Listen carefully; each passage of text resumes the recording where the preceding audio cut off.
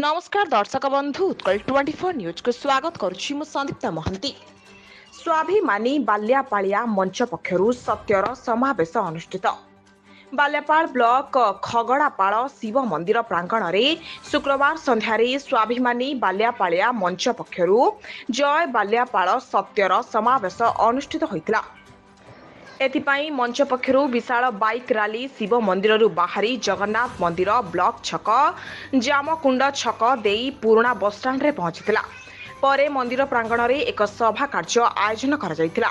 एथिरे देवाशीष पात्र सभापतित्व करथिबा बेले मंचर आवाहक सत्यकाम महांती स्वागत भाषण देवा सहित बाल्यापाल सूता कलर पुनरुद्धार शीतल भंडार निर्माण डगरा बेलाभूमिर उन्नतीकरण सब ट्रेजेरी प्रतिष्ठा सुवर्णरेखा नदीर बन्यर स्थायी प्रतिकार पाई से लड़ाई करिवे बोली कहितले।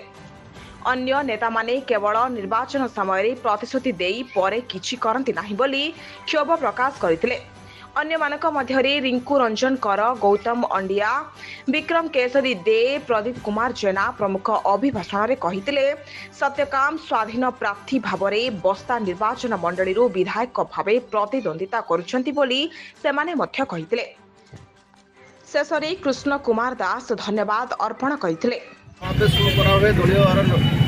दही देकी दल समर्थन दही देकी पैसा देकी टंका देकी गाड़ी पठे तेल खर्च देकी मद खर्च देकी मांस देकी कर सब बाहर सत्य को जो मैंने भल पाते सत्य को जो मैंने पसंद करते बाल्यापाल स्वार्थ निस्वार्थ प्रभाव लड़ते से भाई लोक